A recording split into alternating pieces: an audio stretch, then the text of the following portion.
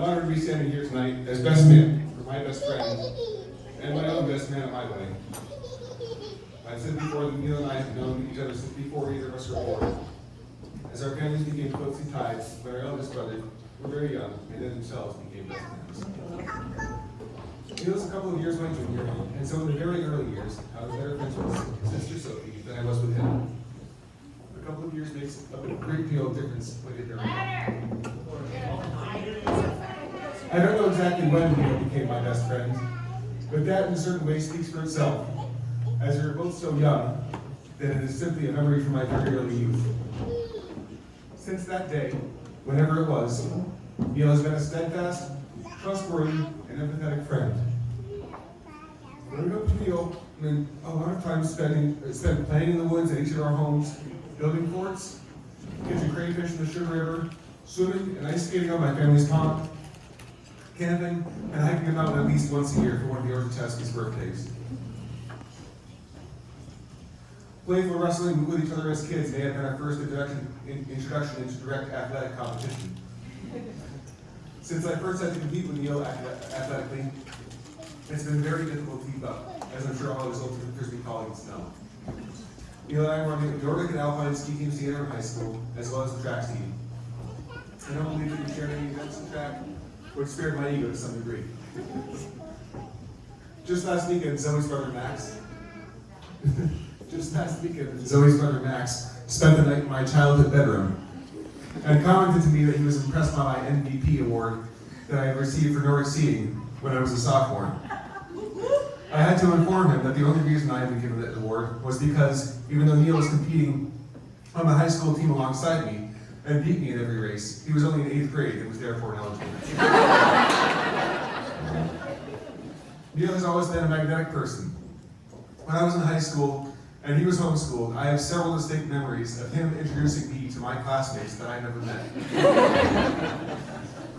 His overall friendliness, kindness, and social proclivities attracted people to him, and he has always seemed to have an easy time making friends through any available means.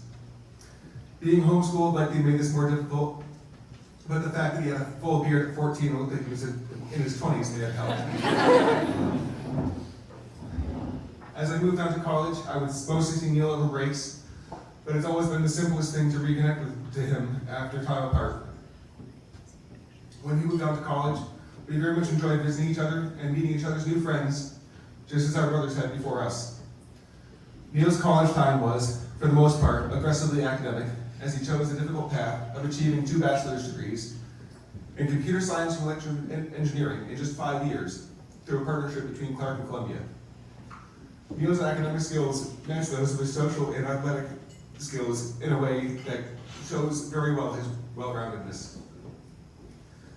After we were both out of school, I was living in Western Massachusetts and Neil was living in New York City. And we were able to begin a new tradition between the two of us, which was directly tied to our lifelong love of music and camping. Though it only lasted a few years before we moved to Alabama, camping in Savoy State Forest and going to the Solid Sound Music Festival in North Adams with Neil was always very valuable to me. Just briefly, I would also like to say that Zoe is a perfect match for my best friend. When I first saw them together, their compatibility was clear, and the playful relationship that they have continues to be endearing and inspiring. I have looked up to Neil for almost my entire life as a friend, as a brother, as a peer, and in many ways as a superior. Neil was the person who taught me how to repair the scratch in my cross-country skis with P-Dex. He was also the person who taught me most of what I know about playing frisbee, but he's taught me still more about how to be a good person and a good friend. I love you, Neil and Zoe, and I wish you a wonderful life together.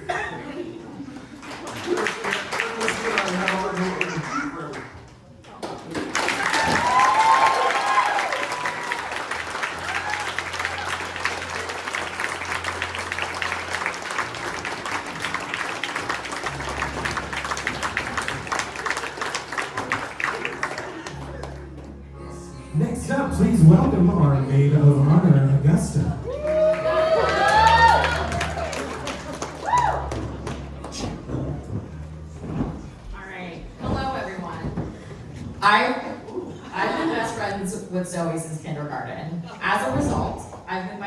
side for many of the big events in her life.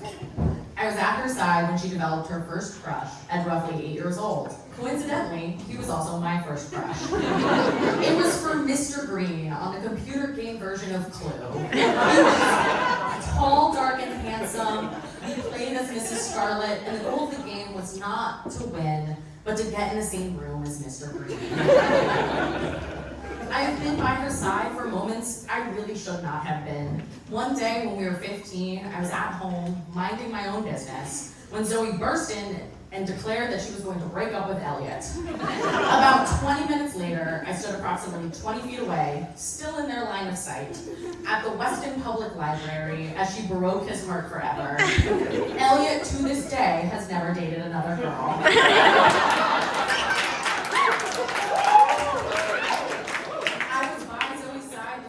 She threw up from drinking too much alcohol. She just barely missed me. I was there when Zoe declared she would be a free spirit for as long as possible and be the last to get married. In case you all are wondering, she was the first. By the end of high school, we were spending so much time together that hanging out at my house became a cover for Zoe. She always told her parents she was at my place when she was sneaking around. Sorry, Melissa. Because my lovely but ever oblivious parents, sorry Mom and Dad, would just assume that yes, of course Zoe was at our house, because she usually was. Unfortunately, we had to leave each other's side for college, but I still managed to be present for a lot of the big moments. I remember the first time I heard of Neil's existence. We were waiting in line for something overpriced in New York City. Zoe told me she started hanging out with this new guy from the Frisbee team, but that it likely wouldn't turn into anything serious. She was just, having fun and dating around. Fast forward a couple months, and it's New Year's time. I get to Zoe's home, and Mike, Zoe's father, asks if I've heard about a gentleman named Neil because he has sent a homemade pumpkin pie to them. It's important to note at this time that Neil and Zoe are not dating. For those of you who do not have the pleasure of knowing Mike, this pie was the equivalent of giving a dog a bone. For Mike was Weston's biggest gossip, and nothing in this world interested him more than the dating lives of his children and their closest friends. Now that Mike knew of Neil's existence, Zoe would know no peace. So Mike asked Zoe if Neil was her boyfriend. Her response, no, but he wants to be. The pie had its desired effect because a few weeks later they were officially dating. And for those of you curious, the pie was delicious. I was even there when Neil met Zoe's parents for the first time. Zoe texted me saying her and Neil were on their way to Weston if I wanted to meet him. Like the loyal friend I was, I leaped out of bed, threw on clothes, and ran over to the Zeggers. Now Neil, don't think I haven't forgotten your initial reaction to my presence. Neil walks in and looks at me like, who is this random, unimportant girl crashing this important meeting? Don't worry, everyone. He quickly realized my status as basically a member of the family and treated me with the respect and admiration I clearly deserved. And I forgave him, mostly. Don't worry, Neil made a fantastic impression on everybody else. Unfortunately, Zoe left me and moved to Mobile, Alabama. Neil said he would follow her there, and no one was more excited or more relentless about the meaning of this move than Mike Zeggers. When Mike and I would approach Zoe about the implications of such moves, she would insist that it wasn't that big of a deal and that she was just his landlord. But Mike and I knew the truth. You see, our independent, adventurous, fun-loving Zoe would never just let any boy come for the ride. That wasn't her style. She valued her independence way too much just to give it up for any guy. But luckily, Neil was just that guy. It's rare that you see two people so well suited for each other. You guys both have such a thrill for life and adventure. I don't know anybody who would drive cross country with two cats free roaming in a truck. You both are brilliant and excessively competitive, which is perfect in my opinion, because Zoe needs somebody who can actually beat her at games. It's easy to see how much joy your relationship has brought into your lives. From New York City to Mobile, Alabama to Singapore, you guys have thrived and made so many friends along the way. And so Zoe, it's been my pleasure to stand by your side once more as you marry your tall, dark, and handsome Neil. I love you both so much, all the way from A to Z. Aw, yeah!